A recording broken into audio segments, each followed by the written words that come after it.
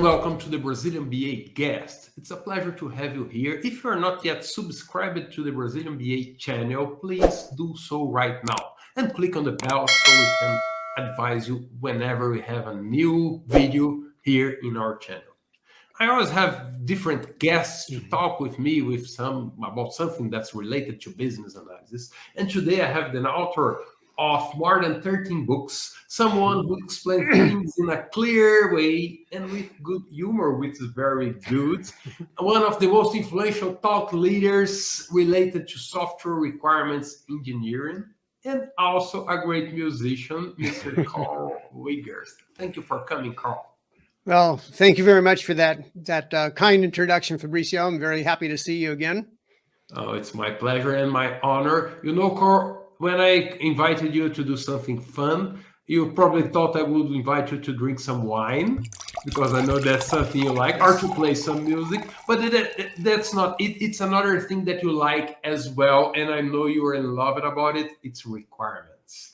And my question for you is, why are requirements so important for building software? Well, that's a pretty important question, and it's probably not a real short answer, but the simplest answer I could give is, how do we know when we're done if we haven't understood some requirements? Now, that's a little simplistic because there are a lot of kinds of requirements, a lot of kinds of knowledge that we need to accumulate to build the right solution. And we need to start by understanding why we are even working on a project. You know, anytime somebody launches a new initiative, they're doing it for a reason. You know, there's some problem to solve, there's some opportunity to exploit, or some idea someone has for a product. But that's not enough to know what to build. Eventually, we have to get enough understanding of both the need and the motivation for solving the problem, and then start turning that into some description of the solution's characteristics and capabilities so someone can go build that solution. But I would say the simplest reason to describe why requirements are important is so we know when we're done, when we've accomplished what we set out to accomplish. Perfect. I know that requirements are a deep concept when you start looking at it, and you have developed this concept for a while. And I would like you to tell us a little bit about your story or your journey between requirements engineering, transforming that in something that you could share with people and could help other projects to succeed. All right, well, I can give you a bit of my background so you can see why this is an important topic to me. I actually first learned how to program in college in 1970, 53 years ago, which I find incredible. It hardly seems possible. But I ran into my first experience with requirements just the next summer. I got a job automating some of the operations in the financial aids office at my college. And, you know, I was 17 years old. I was going into my junior year of college, but I was earning money as a software developer. It was pretty strange.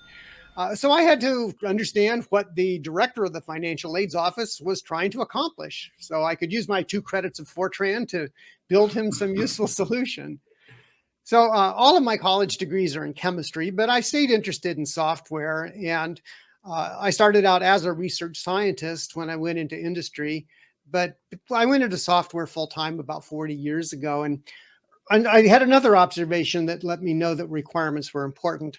Early in my career, I would sometimes have an initial idea for some program I wanted to write, and I'd start writing code too early. I would sometimes find myself doing a lot of fixing and redoing and chasing to try to figure out, fumbling around without really understanding what I was trying to accomplish. And sometimes I'd start to panic because I could tell the program was out of control. I don't know if you've ever had that experience, but I learned then I had to take a step back and think more carefully about what my requirements were, again, at these several levels. You know, why am I working on this at all? What am I hoping to accomplish? Who cares about it? And then I get into, you know, more details. But once I got the discipline to start thinking about requirements, even for a program for my own use, let alone for other people, I never again felt like a project was out of control. I felt like we knew what we were trying to do. And when I was a software developer at Kodak, my group started taking requirements seriously in the mid-1980s. We developed this product champion model that I think is very effective for user interaction. We started creating prototypes, doing analysis modeling, which I am a huge fan of modeling. I found that a real breakthrough in my thinking about software development, and so forth. And we got better results when we did those things than when we did whatever it was we used to do. So as my group kind of learned how to do a better job of software engineering in many respects, not just requirements, I started writing articles about these for magazines. I started giving presentations at conferences, and kind of one thing leads to another. And so I started writing books, and here we are. Yes, and you have wrote some of the most influential books about this. One of them is Software Requirements. There's some very big ideas there that I see that are in use today at the BA Book Guide, for example, are based on that, and all other guides. But you recently released this new book called Software Requirements Essential Core Practice for Successful Business Analysis that I have in my hand right here. And my question is for you is, why did you want to write a new book once you already have written some different books about software requirements? What was the gap that you felt that you understood that you should write a new book about it? That's a very good question. And the idea that you mentioned about a gap is important, because I feel like a lot of the writing I've done, I was trying to fill what I saw as holes, gaps in the software literature that I thought perhaps I could be helpful for. So I published the first edition of my book on software requirements in 1999. Second edition, 1999. Right. Just as a reference, the International Institute of Business Analysis was founded in 2003. 2003. Yeah. 2003. You wrote your book in 1999. Right. So I've been doing this longer. Just as a reference. Longer than there's been an IIBA. Yes. And so the third edition of my book was published in 2013. And this is a rather large book, as you can see. Yes. Okay? It's almost 650 pages long. Wow. But I realized, there's a lot of good stuff in here. My co-author, Joy Beatty, added a great deal of stuff. But we realized, or at least I realized, busy people, BAs, product owners, product managers, requirements engineers, don't always have the time to read a great big book. Now, you don't have to read the whole thing. You just read the parts you care about. But something interesting happened a year ago. I posted an article on my medium.com site titled "The 6 Most Important Requirements Practices." And I just felt like writing an article. And I just a short article, maybe 12 or 1,300 words. But the response to that article was enormous, much larger than I expected. I was totally surprised. But that made me think perhaps there would be interest in a short book on requirements, because there are a lot of big books with a huge amount of information on requirements and business analysis, many, many dozens of practices that they cover. And so I realized I could distill the good stuff in this big book down to a slightly smaller book. Yes. So that new one that you showed, the Software Requirements Essentials, the core content is only about 160 pages. And but it's very concentrated. There's a lot of information in there. And we talk about these 20 core practices that I think apply to virtually every project, regardless of the type of product they're building or their development life cycle. And I enlisted the assistance of a co-author, Candace Hokinson, who has a lot of Agile experience. And we made sure these practices are described in a way that made it apparent that they were useful both for traditional and Agile projects. So this is why I decided to write that book, is to say, hey, look, everybody can read a short book, and everybody should read that short book, because there's a lot of stuff in there that applies to just about every software and beyond software projects as well. And I know that putting a lot of ideas in a small book is harder than putting some ideas in a big book. So making stuff succinct and condensing gives a lot of work. And I would say you did a very good job. Thank you.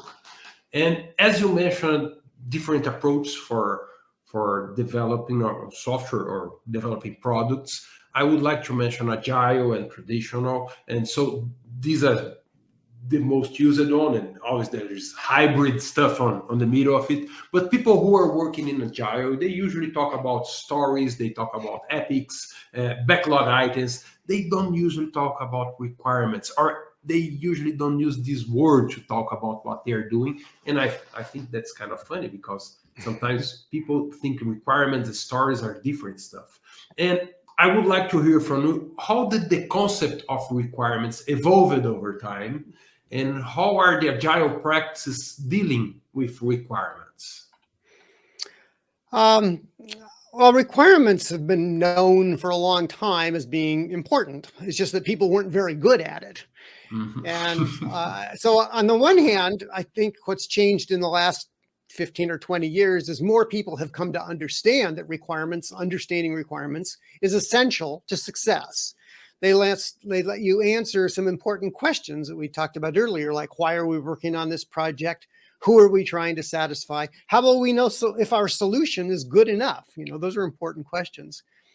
And another big change that's happened is that business analysis and requirements engineering have come to be recognized more as professional, disciplines in the past 20 years through organizations like IIBA and PMI and IREB, mostly in Europe.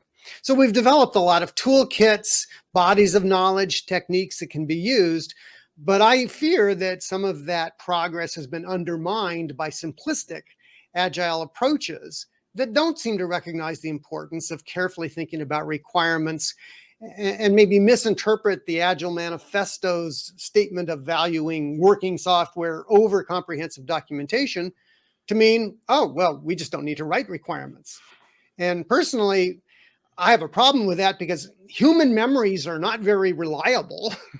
And you've probably had the experience. Has this ever happened to you, Fabrício? You walk away from a discussion or a meeting and you discover later on that people have different understandings of what was decided, or different recollections as they try to remember. All the time. Happens all the time. Yes. And so human memories are imperfect. They fade, they distort. And so I do not understand, frankly, the resistance to writing down this kind of very important information, because the hard part is not recording requirements. The hard part is figuring out what they are, what the needs are and all that kind of stuff. So we end up with this new terminology, as you said, stories, epics, backlog items. And I think most of it is just being mystical. We don't want to call them requirements. We're going to call them something else. Now, I think we've made some progress, actually. The traditional format of a user story goes beyond, say, a simple use case user goal statement by giving some context, what stakeholders are interested in this, as a kind of stakeholder or user. That's helpful. And the motivation, why are they interested in it? So that I can do something. That's helpful. But I don't know which, maybe those are all requirements. It's not totally clear. Maybe some of them are. And yet, the thing we need to remember is that all project teams, agile or traditional or hybrid, encounter the same set of requirements-related knowledge. There are traditional terms for that kind of knowledge, like business requirements, user requirements, functional requirements, quality attributes, data requirements, business rules, and so forth.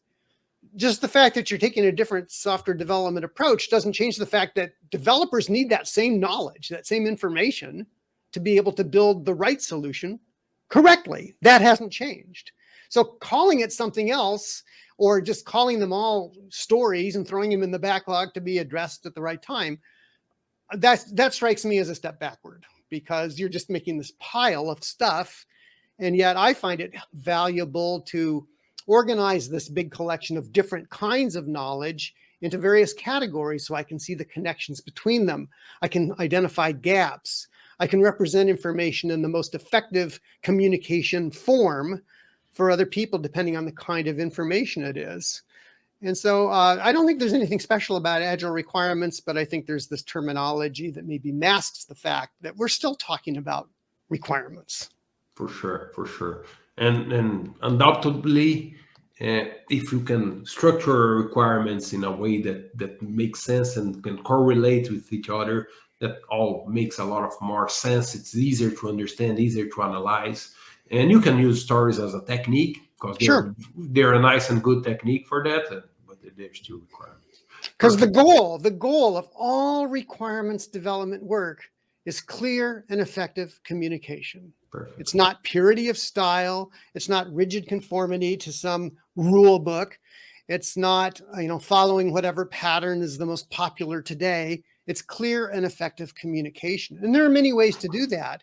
And I think what we need to do is have the people who are responsible in a project team for acquiring that information work with the people who need the information to agree on what's the most effective and efficient way to communicate that, so that everybody can do the right job as efficiently as possible. Perfect. Communication is the core, and that's why you wrote a smaller book to make communication easier and clear. Yes. And I know that there's another initiative that you're involved in that is also creating communication. That is some small short videos. If I'm not wrong, the name is 1 Minute Analyst. Is that right? That's correct. What are those videos about? Well, I launched the 1 Minute Analyst video series a few months ago. And each week I've been posting a video just 60 to 90 seconds long, hence the 1 minute video term, both on my YouTube channel and in my LinkedIn account. And each of these videos concisely describes just one of the 20 core practices that we address in the Software Requirements Essentials book. There's obviously a lot more you can say about each practice, which is why we have all these big books, and you can't just fit that all into 1 minute. For example, I've got a 1 minute or maybe a minute and a half video on the principle of understanding what the user needs to do with the solution, which I think is a very important practice. And so I talk a little about use cases and user stories. Well, I've taught a full day course on use cases, and there are whole books on use cases alone and on user stories. So there's a lot more you can say, right? Yeah. And once again, I say, making things shorter and still useful is an art and something very hard to do. But I think you're doing a great job. You're spreading your message. And if people want to watch those videos or want to buy your book, where can they find those information?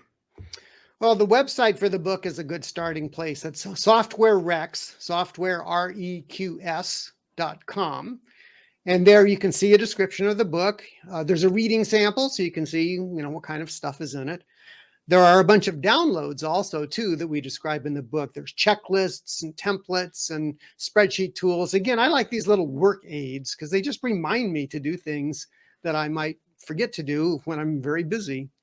And there's a link there to the 1 Minute Analyst video series. And my goal really with that video series is not to train people, but it's to quickly make people aware of each of these important practices so they can think about whether this is something that might apply to my project.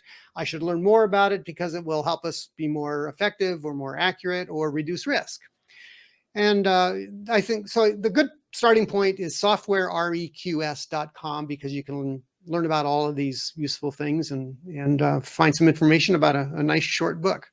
Nice. And to make it even easier, if someone is watching us right now on YouTube, just click on the link that's in the description of this video for the book's website and for Karl's channel on YouTube.